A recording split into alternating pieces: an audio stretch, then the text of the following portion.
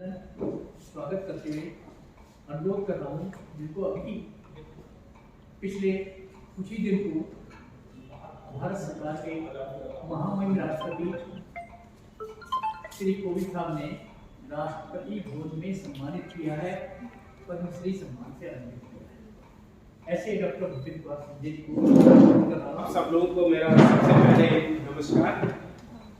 और मैंने शायद 2016 में यहाँ पे फर्स्ट टाइम प्रेस कॉन्फ्रेंस की थी प्रेस क्लब में। उसके बाद मैं दूसरी तीसरी बार आ रहा हूँ, फिर तुम्हें कहता रहा हूँ क्योंकि इसका एक सबसे बड़ा कारण है कि आप हमारे यहाँ जाते हैं तो मैं तो बहुत खुश होता हूँ, बहुत अच्छा लगता है। और मेरा मानना है कि मुझे यहाँ पे बनाने में या मेरे परिवार को यहाँ पे पहुँचाने में आप सब लोगों का बहुत बड़ा मैं इसके लिए सबका बहुत और मैं ये यहाँ ही नहीं कहता, मैं हर जगह और इसके साथ ये भी जरूर कहता हूँ कि सर जैसा कि आपने कहा है मास मीडिया का इतना बड़ा योगदान कि आप ही लोग हैं अपने देश की क्या दुनिया के विचार बदले।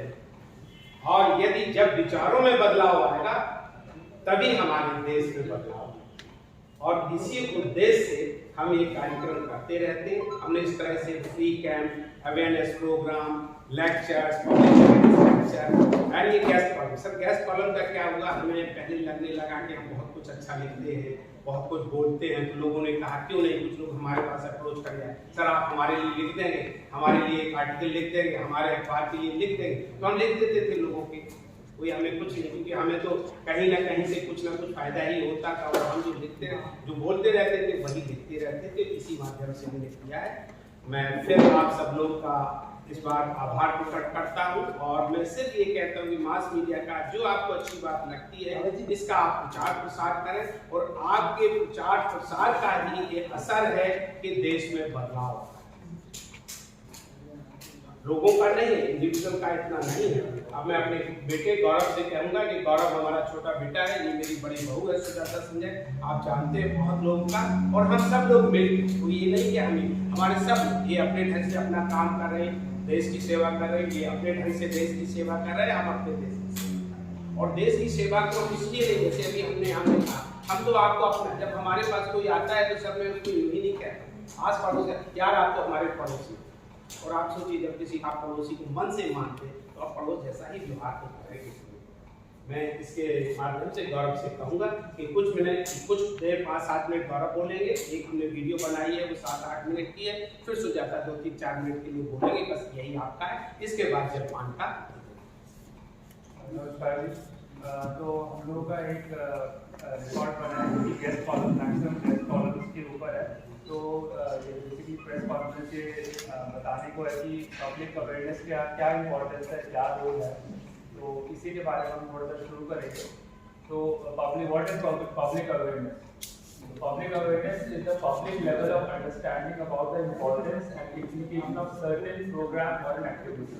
जैसे कोविड के माध्यम आपने देखा होगा कि जैसे ही कोविड आया लोगों को पता नहीं था इसको टैकल कैसे करना है, इसमें हम लोग को बिहेव कैसे करना है। और जैसे कुछ यहाँ पर पत्रकार आए और उन्होंने बोला कि क्या ये चीज़ इफेक्टिव थी, क्या चीज़ ये नहीं इफेक्टिव थी।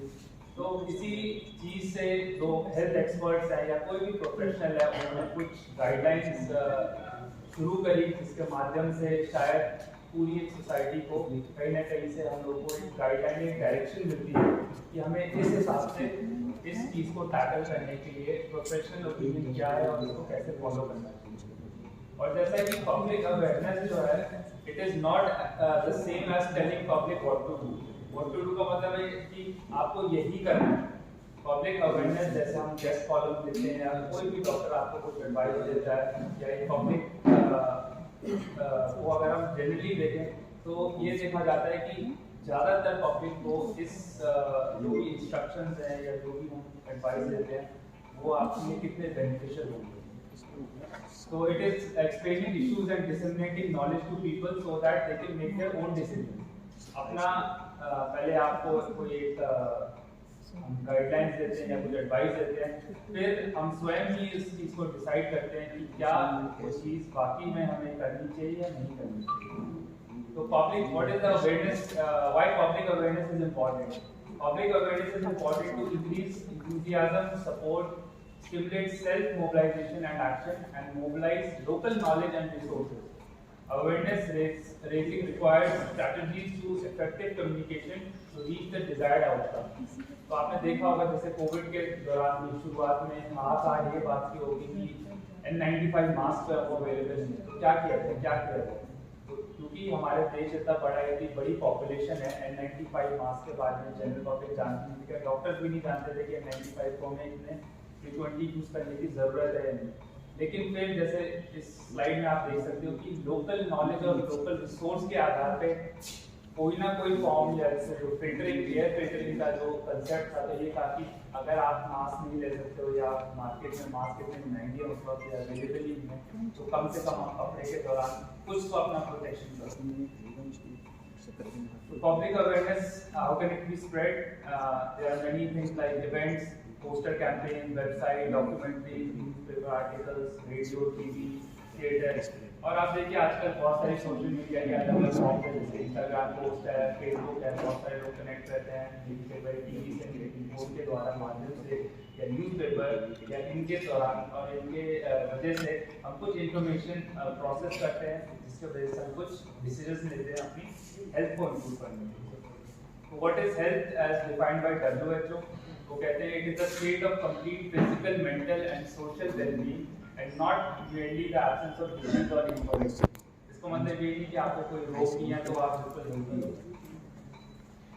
तो हम लोग ये मानते हैं कि जो ये, अगर आप स्लाइड में देख सकते हैं, ये 3 घोड़े हैं और ये रशियन टर्म है ट्रॉय का, जिसमें वो कहते हैं कि अगर 3 घोड़े इकट्ठे साथ चले तो उनकी जो स्पीड है वो एक सिंगल घोड़े की जो स्पीड होती है उससे ज़्यादा, और स्लेज को हम बहुत तेज से खींच सकते हैं।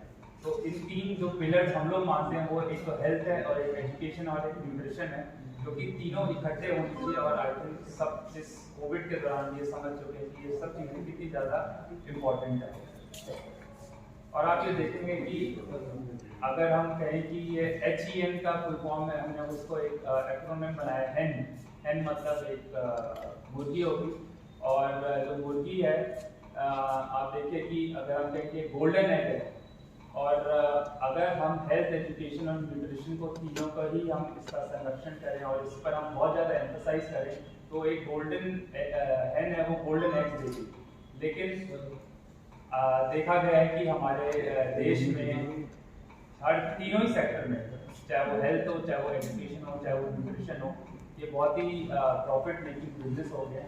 तो डेफिनेटली हर चीज़ को आप एक प्रॉफिट मेकिंग बिजनेस नहीं कर सकते हैं, it can not be the sole motive, और स्पेशली इन तीनों चीज़ों के लिए। तो आप ये देख सकते हैं कि कितनी डिस्पैरिटी है हेल्थ में। अगर आप स्लाइड देखें तो ऊपर एक एयर एम्बुलेंस है जो कि बहुत हाई एंड हॉस्पिटल में है, जहाँ पर ट्रांसपोर्ट किया जा रहा है। डॉक्टर नरेश ट्रेन है, तो मोस्ट प्रॉब्ली ये मेदांता की हॉस्पिटल की ही होगी।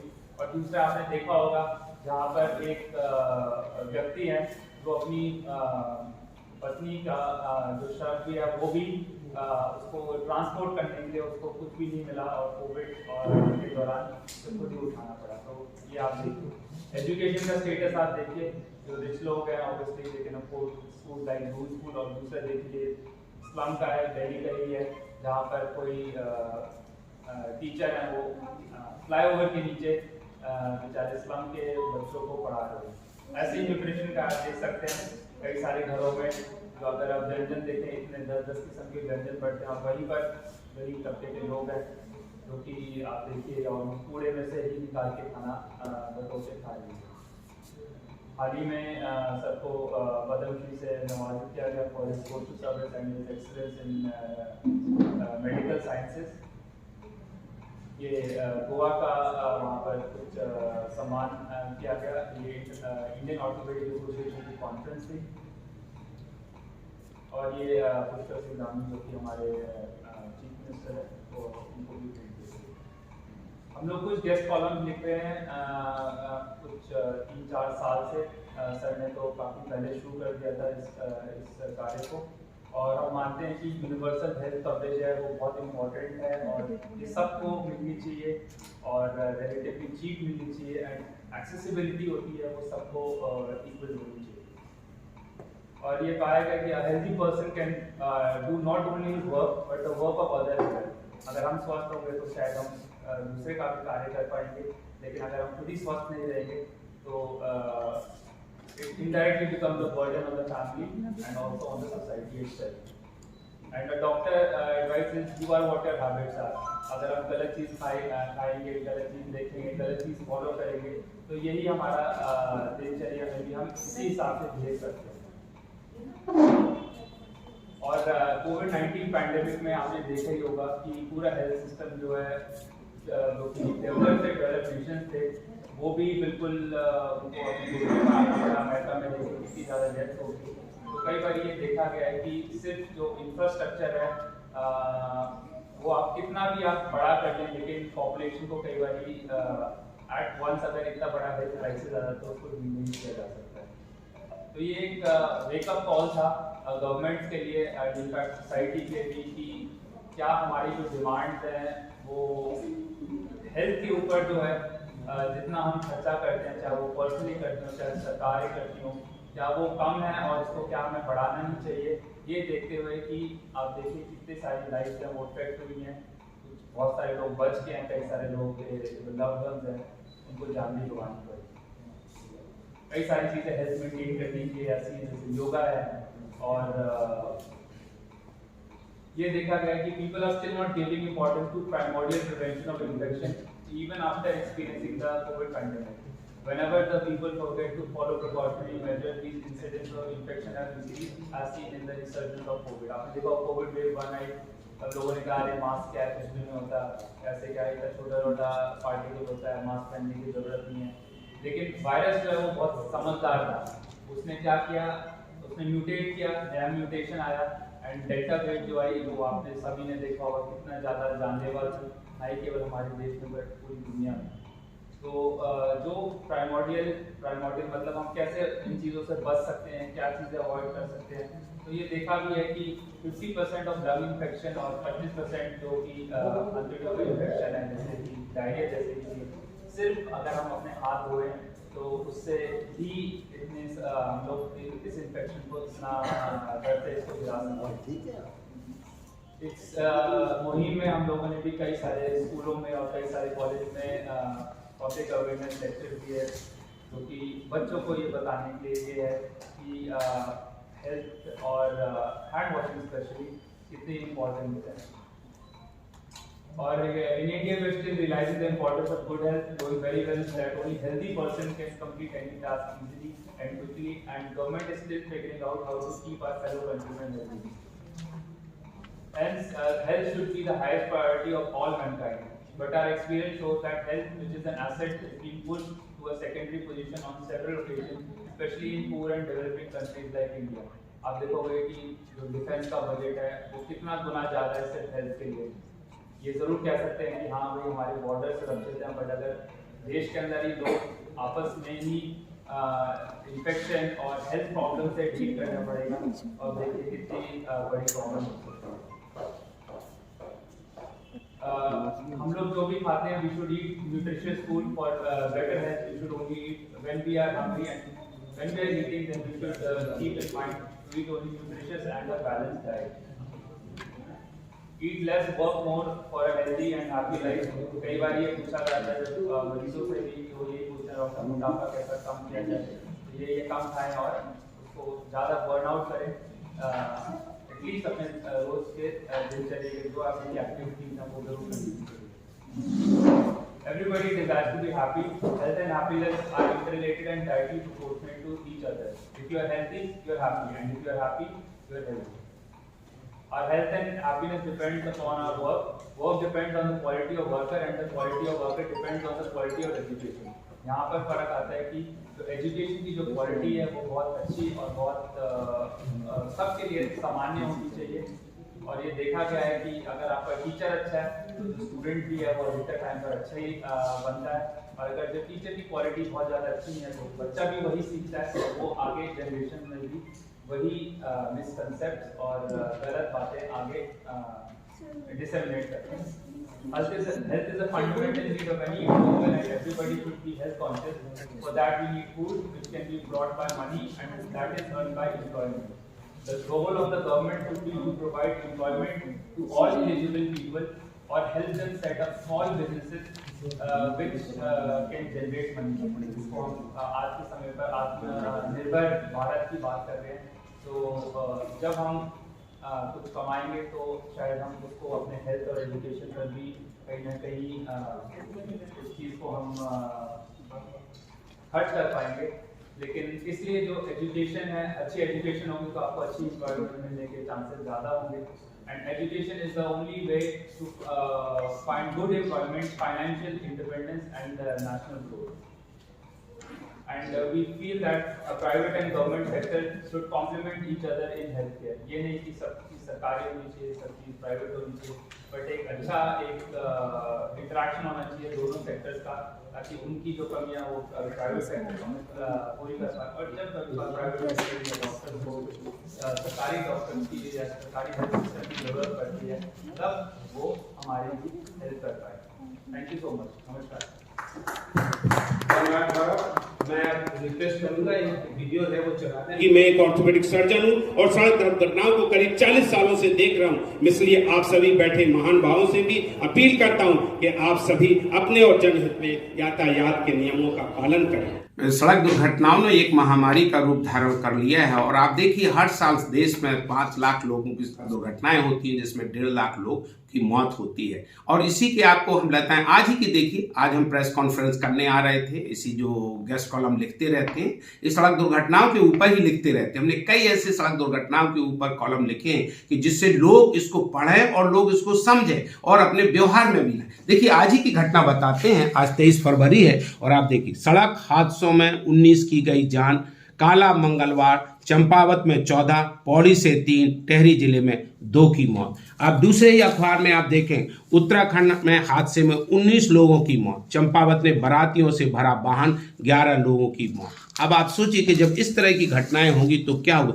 हर अखबार, चाहे वो हिंदी का, अंग्रेजी का, छोटा हो बड़ा हो, सब ने इसको खबर लिखा है। देखिए 14 kill, 2 hurt as vehicle falls into pit in Champawat. और इसके लिए कंडोलेंस के लिए भी आपने, हमारे प्रधानमंत्री जी ने भी कहा है, मुख्यमंत्री ने कहा, गवर्नर ने कहा, राष्ट्रपति ने कहा, सभी लोगों को, क्योंकि सभी लोग कंसर्न है। ऐसा नहीं कि किसी का एक्सीडेंट हो गया तो किसी को इससे मतलब नहीं। और इसे देखिए, ये अंग्रेजी का अखबार है, 19 किल्ड इन 3 रोड एक्सीडेंट्स। एक ही दिन में उत्तराखंड में 19 लोगों की डेथ हो रही। आप अंदाज लगा सकते हैं कि कितने लोग। अब इसके साथ देखिए इनके कारण क्या है। बारातियों का वाहन खाई में गिरा, 14 मरे। चंपावत में हुआ हादसा, 10 सवारियों की क्षमता वाली बोलेरो में सवार थे 16 लोग। अब आप इनको देखेंगे, क्या ऐसे कारण है? कारण है ओवरलोडिंग।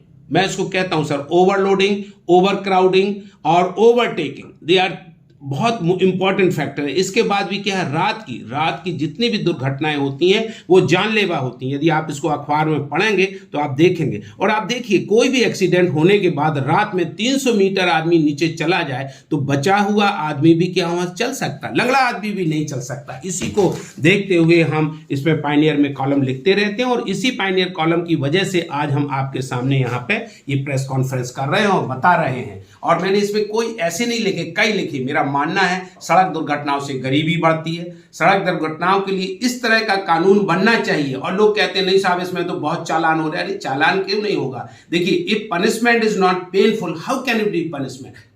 यदि मुझे लगता है चलो मैं 100 रुपए दे दूं, 500 रुपए दे दूं, जब हम 500 रुपए खुशी खुशी दे रहे तो सर वो दंड कहां है?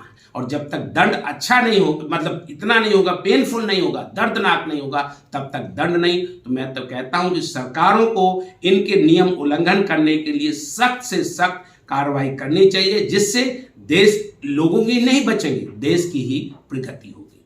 कॉलम के अतिरिक्त हम लोग पब्लिक अवेयरनेस लेक्चर, मतलब कि जन जागरूकता व्याख्यान करते रहते हैं। और मैं ही नहीं करता रहता हूँ, मेरे परिवार के सभी लोग इस अभियान में भाग ले रहे हैं। और हमारे अस्पताल के सभी कर्मचारी, हमने लगभग 200 से ज़्यादा फ्री पब्लिक अवेयरनेस लेक्चर कर चुके हैं। और यहाँ ही नहीं, अपने देहरादून शहर में, बल्कि देहरादून के बाहर भी, उत्तराखंड के दूर दराज के क्षेत्रों में भी ड्राइवर्स को, बच्चों को, टीचर्स को, कर्मचारियों को, और जो हमारे यहाँ आते हैं पब्लिक को, हम सब लोगों को। और आप इसमें देख सकते हैं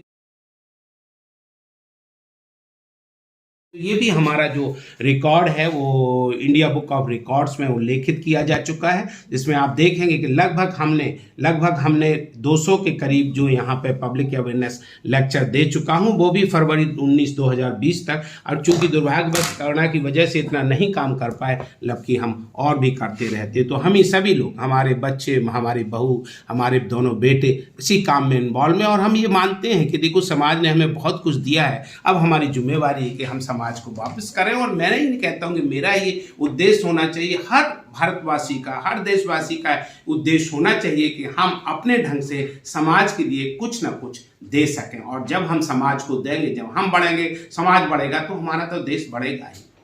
मेरा मानना है भोजन और शिक्षा के अलावा स्वास्थ्य पर भी किसी भी व्यक्ति का शारीरिक, मानसिक और सामाजिक आर्थिक विकास निर्भर करता है। जैसा कि अभी प्रशांत जी ने बताया, अधिकांशतः लोगों के उद्देश्य की पूर्ति उनके हाथों पैरों के द्वारा ही होती है। यदि हाथ पैर ही सही तरह से काम नहीं करेंगे तो फिर अपने उद्देश्य की पूर्ति कैसे कर पाएंगे। यदि किसी के उद्देश्यों की पूर्ति नहीं होती तो फिर उसमें मानसिक, सामाजिक, आर्थिक विकलांगता तो आना ही।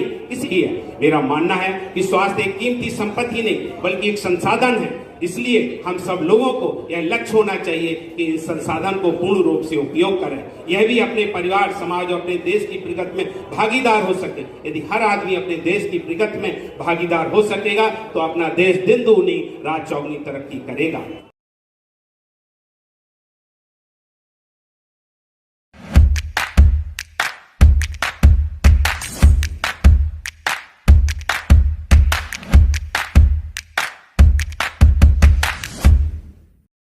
I'm Dr. B.K.S. Sanjay. And I am Dr. Gaurav Sanjay. We both are practicing orthopedic surgeons in Dehradun, Uttarakhand. We have written guest columns on the various socio-medical issues in print media, and by this date we have written the 59 guest columns. I would like to thank International Book of Records for accepting our submission and giving this record to us. Thank you so much. Thank you, sir.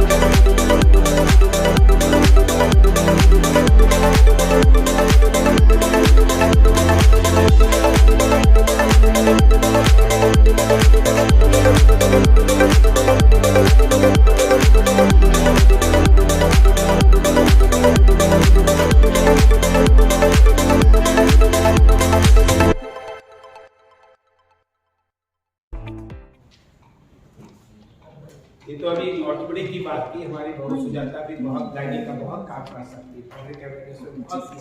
सैकड़ों camp किए, सैकड़ों लोगों का काम कुछ ना कुछ करती रहती है और काम भी कुछ रेयर है। जैसे आपको देखा कुछ रेयर है। कई साल पहले हमारे राष्ट्रपति जी ने सम्मानित किया था फॉर जस्ट सोशल सर्विसेज और करते ही रहे। और हम ये कहते हैं कि पुरस्कार है, सम्मान है, एक कैटलिस्ट के लिए काम करते हैं। जैसे आपको कुछ मिलता है तो आपको और खुशी होती है, हम कुछ और करें, क्योंकि अल्टीमेट गोल क्या है, लोग खुशी करते हैं। साउंड का आइडिया नहीं था सर हमें, तो इसलिए सुनाई पड़ेगा। ये भी लिखा सर कैपेसिटी 10 की थी, भरे उसमें 16 है। अब बताइए क्या, तो सड़कों के कारण ही है सर, ओवरलोडिंग है, ओवर क्राउडिंग है। हम ही सब चार चीजें हाथ में ले लेते हैं, आगे धुली जाती है, चाहे वो कांच की हो चाहे लोहे की। और एक्सीडेंट के कारण ही sir over crowding, overload, overtake में चल, हम तो सबसे कहते हैं रात में। और अभी जो बारात में हमने इस पर मेंशन नहीं किया कि सब रात में चला, साथ में गया ड्राइवर ने या लोगों ने पी नहीं। तो जब आदमी पी के ही चलाएगा, पीने के बाद सड़क पर तो हमें होश नहीं आएगा।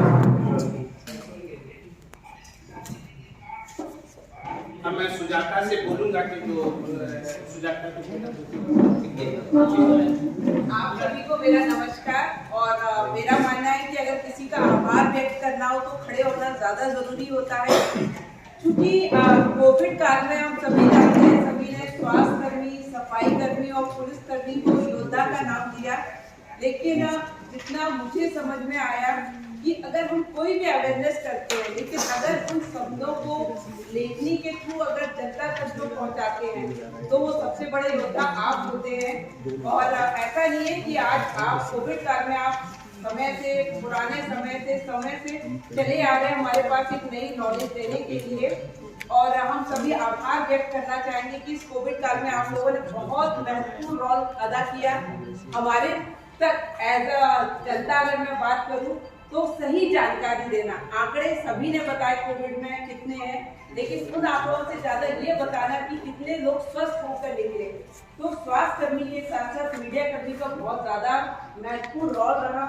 और चूंकि जैसा कि हमारे यहाँ तक आने में आप सभी का बहुत बहुत धन्यवाद कि आप लोगों ने हमारे हर अवेयरनेस को जनता तक पहुँचाया।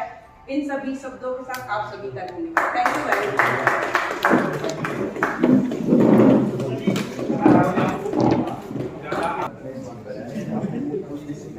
सर ऐसा है, हमारा अपने गेस्ट कॉलम लिखे हुए हैं और अब तक ये 59 गेस्ट कॉलम है जो अपने आप में दुनिया का एक रिकॉर्ड है और उसी के लिए लिखा है। तो यही हम आपको बताना चाहते हैं, जो हम कॉलम लिखते हैं वो सिर्फ अवेयरनेस को फैलाने के लिए लिखते हैं, वो भी खास तौर से स्वास्थ्य और शिक्षा और भोजन से संबंधित।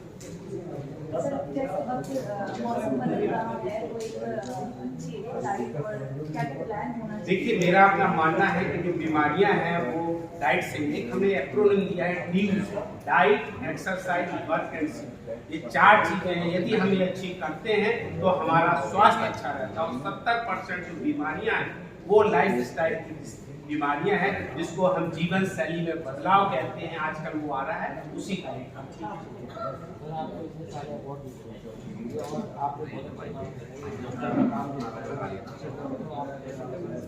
सर मुझे बहुत अच्छा लगता है। मैं सबसे कहता हूँ, पद प्रतिष्ठा, प्रशंसा, पैसा, प्यार, प्रोत्साहन, पुरस्कार पाने की सबकी कामना होती है। कुछ लोगों को मिलता भी है और वो भी सौभाग्यशाली हो। हमारा परिवार भी सौभाग्यशाली, मेरी बहू है, लेती रहती है अवार्ड। एक गौरव ने लिए कि विश्व रिकॉर्ड बनाया हुआ है। मेरा बेटा है जो हॉस्पिटल एडमिनिस्ट्रेटर है प्रतीक, वो अभी यहाँ पे है नहीं, बच्चों को लेने चला गया है। तो हम सब सोसाइटी के लिए अपने ढंग से बहुत कुछ काम करते रहते हैं, यही मान के कि हम समाज ही की वजह से हैं और हमारी अब जिम्मेवारी कि हम समाज को ये दें। हम इसको अपना कर्तव्य मानते और जिम्मेदारी है। सर आज आपने प्रेस वार्ता की, अवेयरनेस की, बहुत अच्छा है कि मीडिया के सामने बात होती है।